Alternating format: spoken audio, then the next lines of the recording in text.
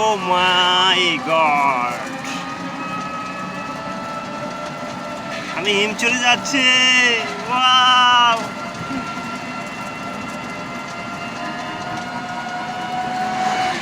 কি সুন্দর আমাদের এলাকাটা, দেখছেন? মানে আপনি ইচ্ছা করলে আকাশ ধরতে পারবেন কি, ঠিক আছে? আমাদের মতলব উত্তর খুব সুন্দর একটা থানা, যেখানে যাবেন সেখানে তার সৌন্দর্যের লীলাময়।